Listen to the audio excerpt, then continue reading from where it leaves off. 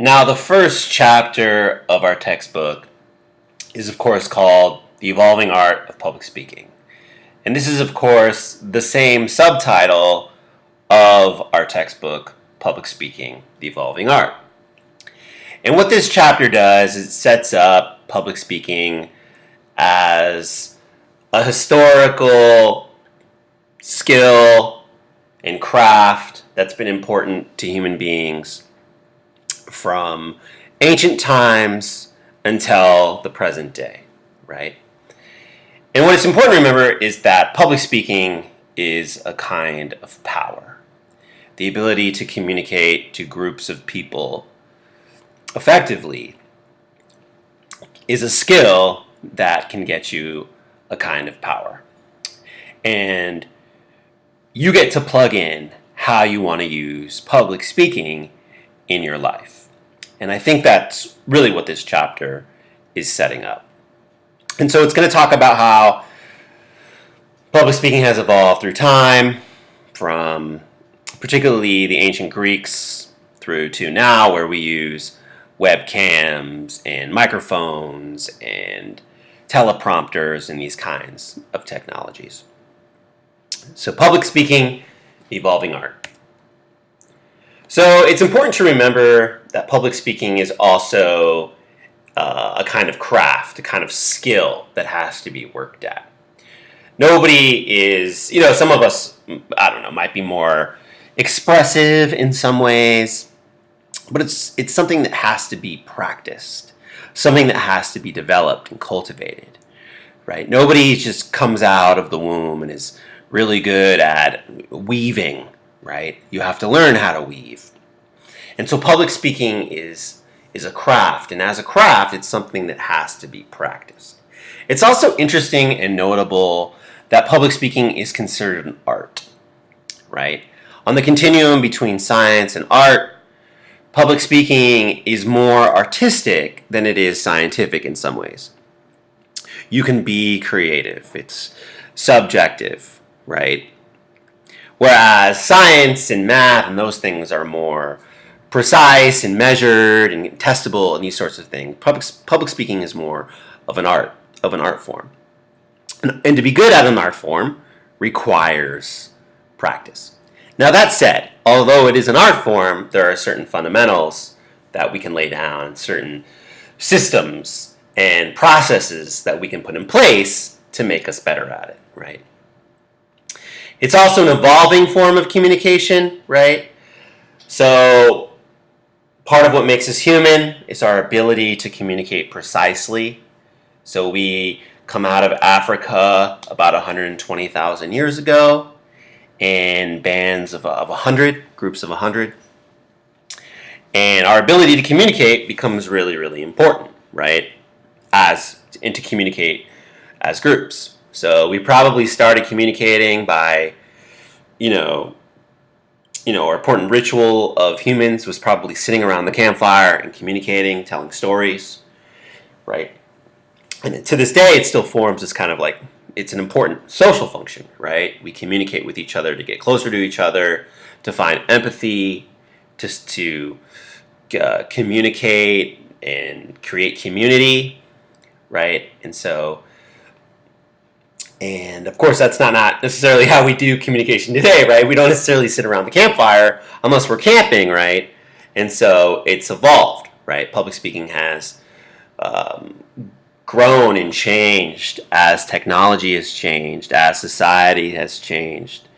And so it's, speaking via webcam, right, and speaking via media technology is a new evolution of human communication. And that said, public speaking, it has changed, but a lot of the fundamentals that were laid down in ancient times are still very powerful and effective today, right? And to this day, public speaking plays a vital role in our democracy as politicians and leaders and advocates and social activists, right? What do? They make speeches, right? They speak to large groups. And so it has this kind of power today, right? And part of many jobs, right, including teaching, including training others, including being a principal or sales or marketing, right, all directly make use of public speaking in their industries, right? And so although public speaking has changed and evolved, it's just as important today as it was in earlier times. And it will continue to evolve, right, as technology changes and as society changes. So the craft of public speaking, right, as a skill that has to be practiced, as an art form that has to be practiced, is best taken through an audience-centered approach. And an audience-centered approach means as you craft your speech, you keep your audience in mind. As you think about your message, you think about how is the best way for me to communicate this message? What is the best way for me to communicate this message to my given audience, right? And that is the audience-centered approach. And so you need to keep that in mind, right? How can I take, for instance, my informative speech on a local topic and speak to the other students in the class, for example, if that's who makes up your audience, right? And so have this awareness of who your audience is. You also want to make a personal connection, right? There's some school of research that when we share through communication, right, we build empathy with each other, even in the biological level, right? Our stress hormones go down. We make a personal connection through our psychologies and emotions. And communication, of course, performs a social cultural function, right? When you stand up and you give a toast at a wedding, or you make a heartfelt speech at a funeral, right? A eulogy, right? It's performing this kind of connection. And it's a skill that has to be practiced and cultivated, and it's just as important today as it was in ancient times. Public speaking is, of course, speaking to a group of people, right? Which is key for public speaking. It has to be a group. Hence the at least 9-person requirement, right? That is in our class. You would also speak for a defined length, and for each speech, you want to make sure that you don't exceed or speak that you meet the time requirement. So for speech 2, for speech 1 and 2, I say the speech has to be between 5 and 7 minutes. And that's part of the craft of public speaking, is making sure that your remarks fit that time frame, right? That your speech fits that time frame. You also want to acknowledge audience expectations, right? And, I think back in the day, I, for one, used to be kind of like I used to like to shock people when I was in college by, you kind of defy expectations. And it could be kind of fun and that sort of thing. But with public speaking, if you want to use it as a kind of power, right, you want to realistically approach various situations and say, okay, what is the audience expecting, and how can I best craft a message that meets those expectations, right? And so you need to acknowledge, okay, what's my audience expecting from me, and how can I meet at least those standards, right? You also want to consider situations before and during and after a speech. So, right, taking into account the context, right? Is my audience, am I speaking in the morning? Am I speaking in the afternoon? Is my audience going to be tired? Is this a time of celebration? Is this a time of mourning?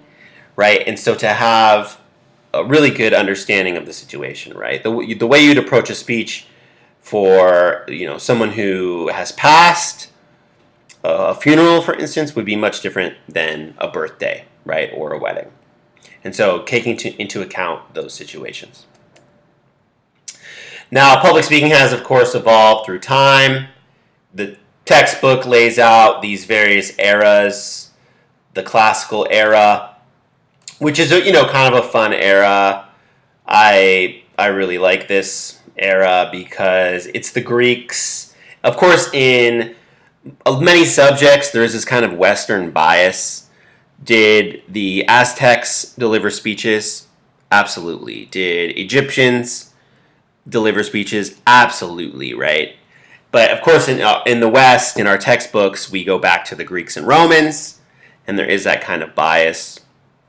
Public speaking in the Middle Ages sort of changes with the influence of religion and the Dark Ages and those sorts of things.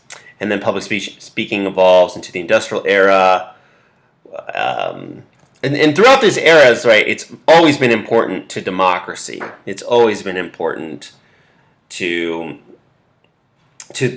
government and to democracy. The ability to craft messages for your audience, right? Even now, right, for example, take the President of the United States, regardless of who it is. What is the President doing? The President is delivering speeches, right? That's part of what the President is. Being the President is public speaking, right? Leaders speak publicly, right, to the masses. And you really see this now, particularly with the information age, how, we are in this weird era where there's so much media and there's so many lies, and so the ability to clearly think about facts and to discern when a speaker is being honest or when a speaker is lying, right, has become more and more important, right? Anyway, so these are the 4 eras of human communication. And then, of course, to today, where we're in this level of great interactivity, right, with the internet, with mass media, with Skype, with conference calls, right, with all these various ways that we now interact with media, right, with our phones, taking classes online. There's also this idea of cultural industries, right, which are these powerful industries that own various types of media. So take, for example, Disney. Disney is a powerful cultural industry. They make movies, they own a channel, they make toys, they own theme parks, right? And so these cultural industries, these giant industries and corporations have infiltrated all sort of large aspects of our culture, right? And so being aware of that, right? Something like Facebook, right, it's so big and it's so inundated all aspects of human life, but there's billions of people on Facebook.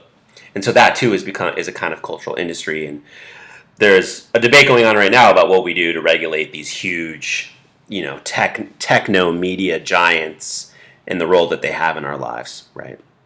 Also, of course, the internet has been a huge game changer for communication, right? How the world has gotten smaller. We trade information through clicks, and information goes around the world very quickly, right? And so even now, with the invention of the internet, right, the ability to think critically and to think about messages has become even more important, right? But we're living in this age of tremendous interactivity.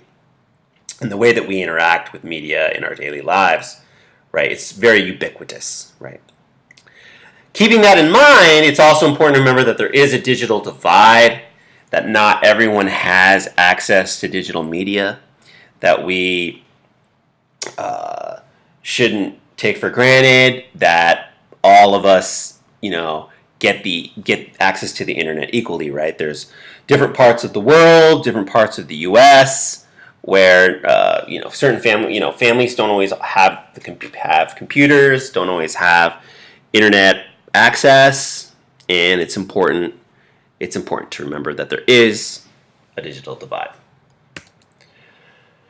So influences on public speaking today are, of course, technology, right? And with this access of technology, we really need to think critically, right? Because there could be so much fake news, right? Fake information out there. And so to be very scrupulous with how you encounter media and to use technology cautiously. So ask yourself, is a digital image faked, right? And, is this image real, right? How can I make sure that this is the truth, right? How can I fact check these various images or facts, right? So it helps to be very critical, right? And to be a critical thinker, to weigh out the facts and to look for evidence. Is Wikipedia reliable?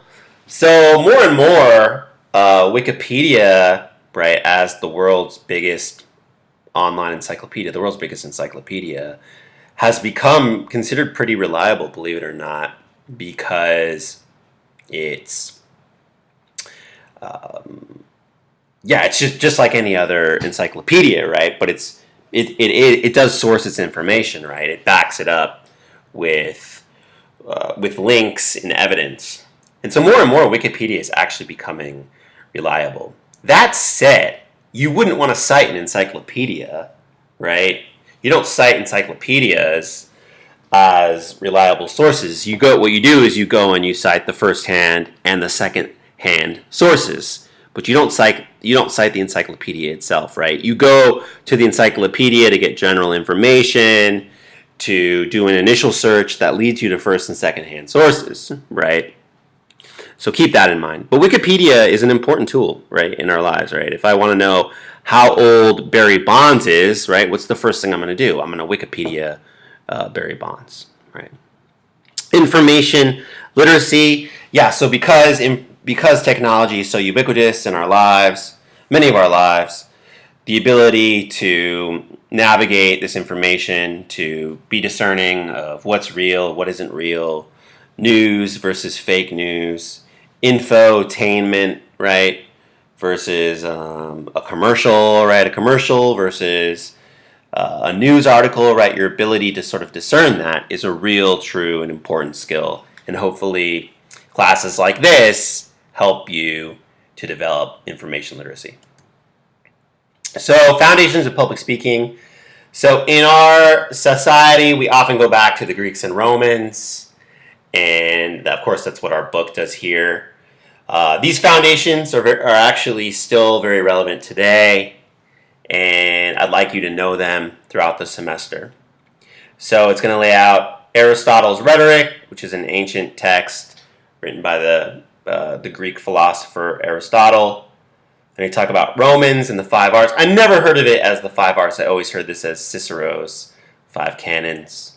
And then storytelling, which has always been valuable for human beings, is of course very valuable in public speaking. Okay, so foundations. So Aristotle's Rhetoric, he argues for an audience-centered approach and what he calls these 3 proofs, sometimes called the artistic proofs, to appeal to an audience. Okay, so first of all, back in the day in ancient Greece, there were these traveling speech teachers called sophists. They were the traveling speech teachers. And one of the first discipline that was really studied and practiced and learned was what? It wasn't medicine. It wasn't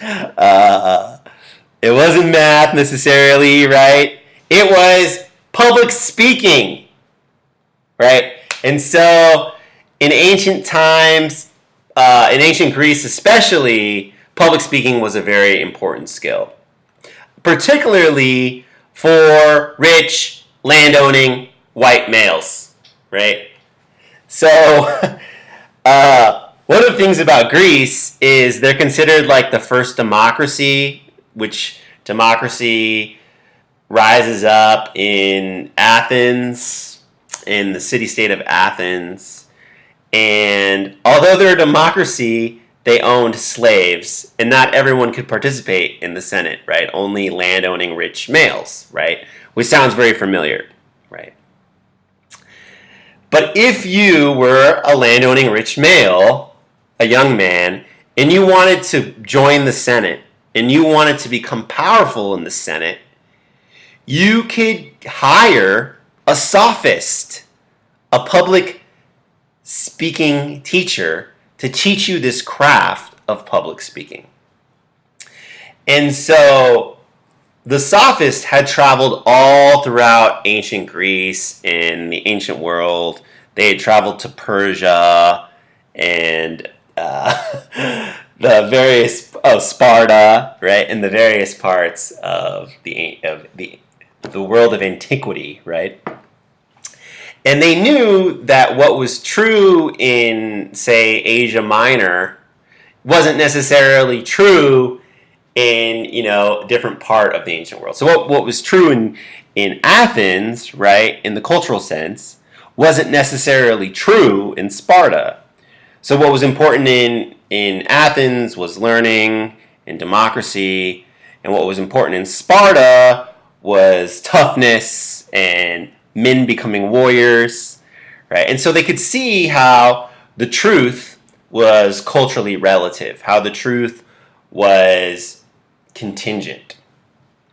And so these sophists understood that truth was relative, and their main goal in teaching young men to become eloquent in the art of public speaking was to teach them to win the debate, to teach them to harness power, to teach them to speak well and eloquently. It wasn't the truth, right? It wasn't about the truth with a capital T, right? And so the sophists taught you how to win arguments. They taught you how to make powerful speeches, right? They weren't concerned with the truth. And so, who has a problem with this is a guy named Socrates. Socrates. And Socrates is considered one of the first philosophers. And he would go down to the center of town in ancient Athens, which was called the Agora, and he would engage these sophists in various debates about knowledge. Anyway, he didn't like the sophists because he believed in truth, in capital T truth. So, anyway, to make a long story short, Socrates is eventually executed by the state for corrupting the youth, and he goes on. The student he taught was Plato, and Plato really writes all these books about espousing Socrates' view of truth. And then Plato goes on and teaches Aristotle.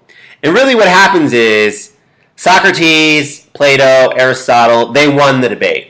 They really won the debate. Most people are really more concerned with truth, with capital T truth. Especially, when you think about things like the Bible and Christianity, it's all about one truth. And so going in from Aristotle, he really embraces this kind of like this honorary form of communication. And so he lays out these three proofs. So logos, pathos, and ethos, right? And then also mythos is what your book adds. But he lays these out. And so logos is, of course, the appeal to logic, right? Our appeal to evidence, to rational thinking, how we support our arguments with evidence, right? Is our logic sound, right? And whenever you make a speech, it's important to have good logic, right? Does your message make sense, right? And do you support what you're saying with evidence? And that is logos. It's also important to appeal to your audience's emotions, right? To convey appropriate emotion considering the setting, considering your audience. It's also important, and probably the most important, to have ethos or credibility, right? And to convey a kind of trustworthiness with your audience. And to establish your ethos, to establish your credibility with your audience. And then mythos is the important sort of stories that resonate in our culture, the sort of stories and myths that resonate in our society. So say, for example, the American dream, right? The American dream is this idea that you can pull yourself up by your bootstraps, that even though you might have been born of lower class, if you work hard enough, you can improve your own life, right? And more and more and more, this has become a myth, right? The best way to be rich is to be born rich, and the most most people who are born in poverty remain in poverty, right? And so it really is more of a cultural myth, but we still believe it, right? Many people it still resonates, right? It can be very, very powerful. And so thinking about the sort of cultural myths and the stories that resonate with us. And so whenever you craft a speech, to make sure, especially if it's going to be persuasive, you want to make sure that you have all three elements of logos, pathos, and ethos. Now, after the Greeks come the Romans, and these are actually Cicero's 5 canons. Cicero was a Roman statesman and orator, speech maker, and he came up with, I always call these Cicero's 5 canons. I don't know why your book calls them the 5 arts, but these are called Cicero's 5 canons. And he lays out this process for how to craft a speech. And even to this day, you probably do some degree of this process. So the first one is invention, right? So invention is the phase of crafting a speech where you think about your topic, where you look at the situation, where you consider the constraints, how much time do I have, and you decide on a topic, right? Come up with it, you invent a topic. What are you going to talk about, right? And that is the invention phase. The second phase of when we craft a speech is arrangement. An arrangement is just like it sounds. How are we going to arrange the speech? How do we organize the speech? What's my introduction, right? What's my attention getter, right? What's my thesis statement? What's my previous statement? And so how do you arrange the speech? How do you organize the speech? Now, for the Greeks and Romans, they believed that the topic and how it was organized should have a direct and clear relationship, right? So, take for example, the topic is Skittles. How would you organize Skittles, right? By color or flavor, right, or whatever. How if the topic is shoes, how would you organize shoes? You would organize shoes by like flats, by heels, by running shoes, by basketball shoes, right? Or you could also organize them by brand, right? Anyway, they thought that organization should flow naturally from the topic itself. Then you make choices about style, about word choice, about how you're going, what sort of overall style is your message going to embody, right? Are you going to use formal language or casual language? Are you going to, are you going to make sure to avoid jargon, right? And jargon is, of course, a specialized language. So, that a specialized language in terms that we know that our audience might not know, right? So you're going to make language choices, right? And then you're also going to use memory. Now, memory was really important for the Greeks and Romans because they didn't have recording devices, right? It was very hard to write things down, if at all, right? What's the joke is there's a guy and he's like, it's Greek and Roman times, and he's out in the square and he's got a chisel and a hammer, and he's chiseling into the stone, and people are like, what are you doing? And he's like, the news, right? Because it took a long time to record things, right? And not everybody knew how to do that, right? So memory itself played an important role in crafting a speech. And then, of course, delivery. Delivery is how we embody a speech, right? How we use our voice, body, our gestures, our hands, how we move, right, or don't move, how we pause, how we articulate with our mouths, right, the emotions we show. All of that is part of delivery. Our gestures, right? All of it is part of delivery. Now, this is interesting. All three of these, all five of them have a relationship. But particularly, invention, arrangement, and memory all really link up. So if you have a topic and the organization flows naturally from the topic, it's usually easier to remember it, right? So if you're talking about the ABCs of CPR, right? Which are what the three steps when you encounter someone who isn't breathing, right? You check their airway, A. You check their airway, breathing, and circulation. Yeah, right. Is their airway obstructed? Are they breathing? Or do they have a pulse, right? And so that is laid out clearly so it allows you to remember it, right? And the Greeks and Romans also used mnemonic devices, right? So, things like Roy G. Biv, right, is an example of mnemonic devices. So because they were masters at using their memories, they could remember vast amounts of information. But again, if the topic is arranged clearly, especially, right, it's much easier to remember, right? And so keep that in mind. Keep that in mind. If the arrangement flows naturally from the topic, it's much easier to remember. And so, in our class, we're going to be doing extemporaneous delivery, meaning we won't be reading our notes, but we will be looking down at the notes briefly and then speaking, right? And that's the kind of delivery you want to develop. But to this day, this is still a good process for how you make a speech, right? You're going to decide on it. You're going to take inventory of the situation and what you know, and you're going to decide on a topic. You're going to think about how you're going to organize it, and then you're going to make choices about language, and then you're going to think about how you're going to deploy memory, and that, of course, is going to affect your delivery, right? Are you going to have note cards? Are you going to be reading, right? Are you going to use a teleprompter, right? To this day, they're all very important and an important process for how you would craft a speech.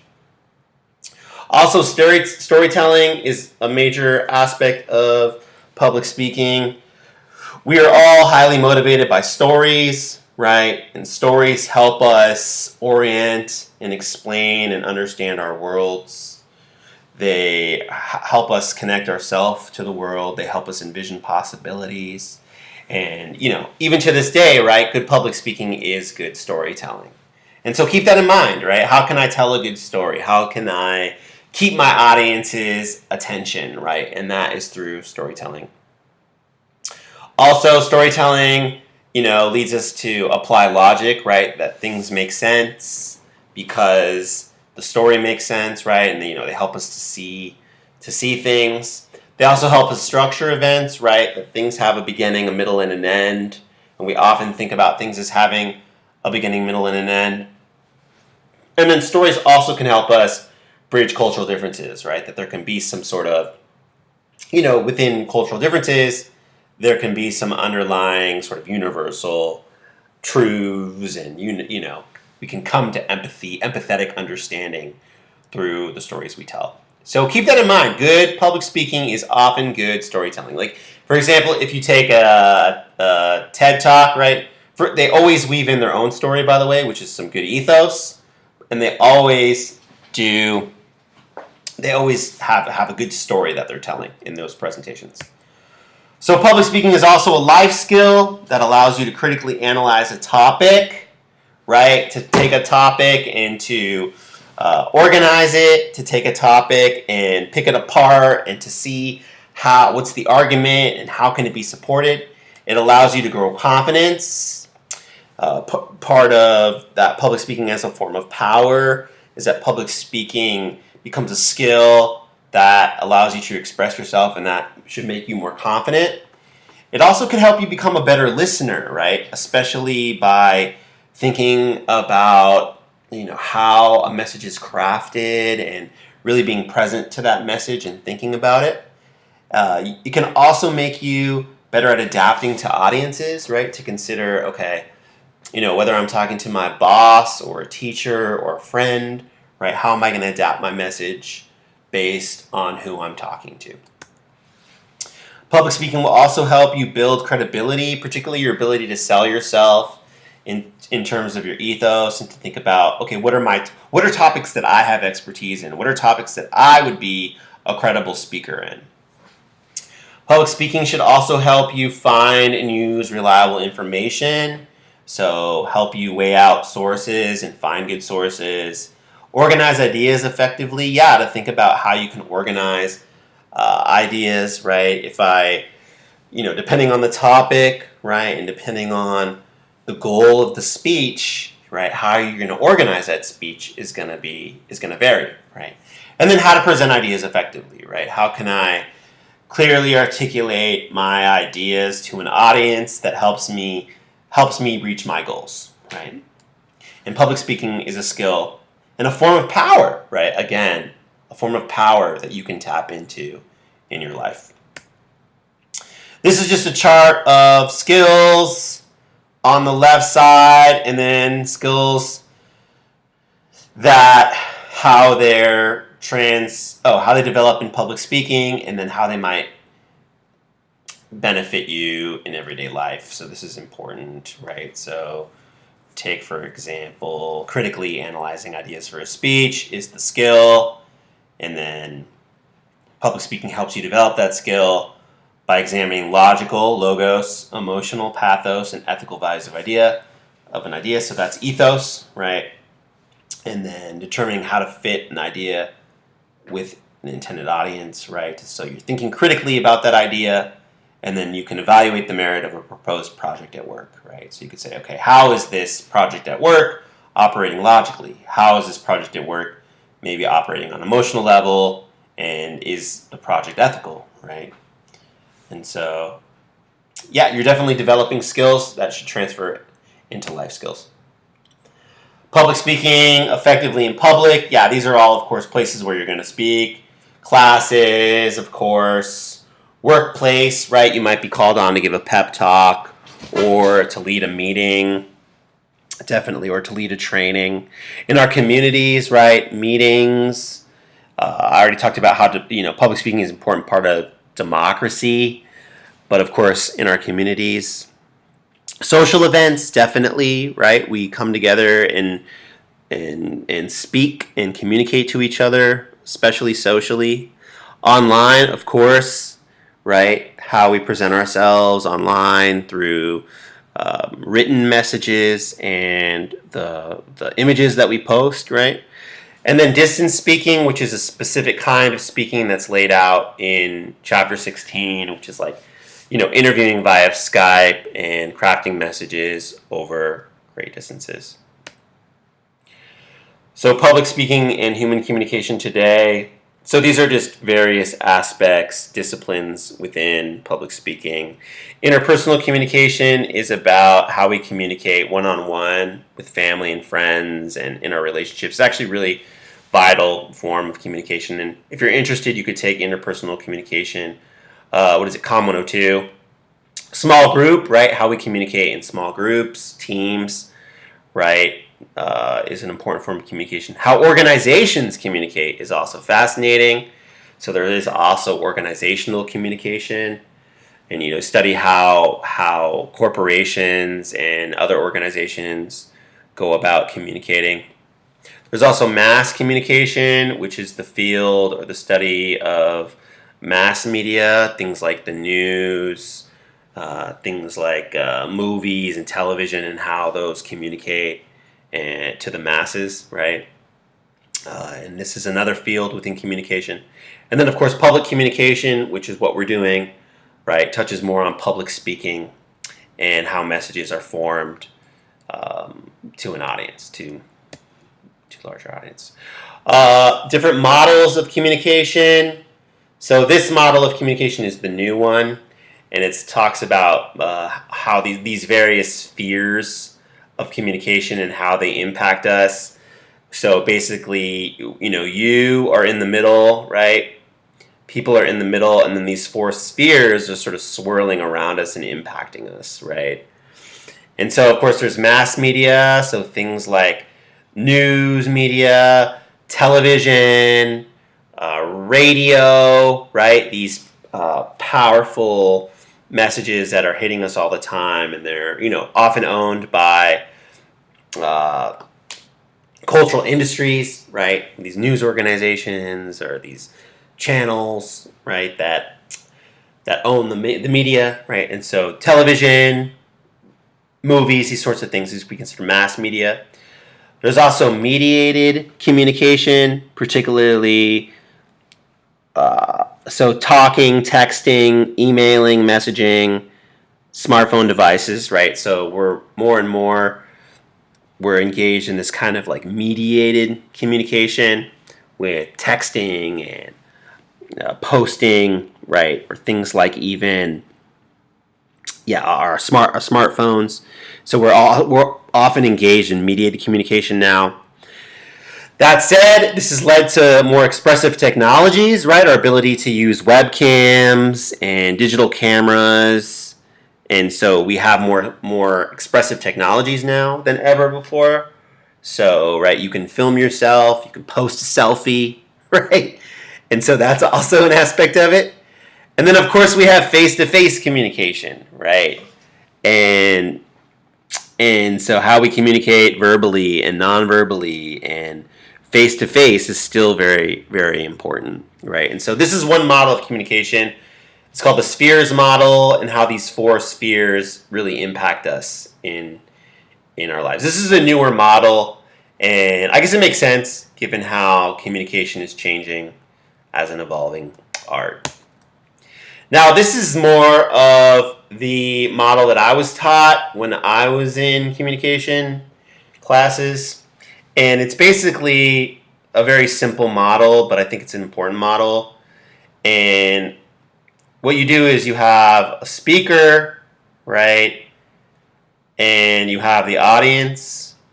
And speakers formulate messages through channels, right? A channel or medium is any way that a message meets an audience. So, for example, PowerPoint, right now, the channel is my voice, right? That's one channel that you might be hearing.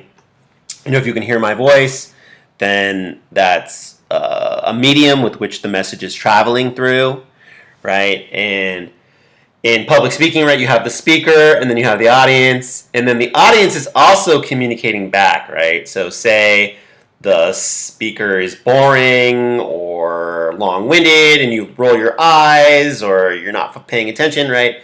And the speaker can see that, right? So there's this kind of really a feedback loop, right? And then the speaker can modify their message and vice versa, right? There's also noise. The noise is just anything that interferes with this process. So, for instance, if it's too loud, you can't hear the speaker, or the speaker's not loud enough, right? Or if you're talking on the phone, for instance, this model would also work. So it's like too loud to hear the person on the phone, or the line cuts out, right? That's a kind of noise because it interferes with this process. This also all exists within a context, right? So, where are the speeches given? Where is, what's the time of day, right? And then also taking into account the environment, right? Like, so where exactly is this speech, right? What is the audience, right? Environment and context play an important role in this message. And this is one of the older models of communication. And it's very simple, right? You have a person A, and an audience B. The speaker A, right, communicates a message. It travels through a channel. The audience makes sense of that message and gives feedback. And then the speaker makes sense of that feedback, right? And so it's sometimes called the transactional model of communication. And it's a very basic but important model. These are, of course, the elements of it. Right, I just broke them down. And that concludes Chapter 1 of the evolving art of public speaking. I know it's kind of a lot, so thank you all for sticking with me, and I hope you enjoyed Chapter 1. Thank you so much.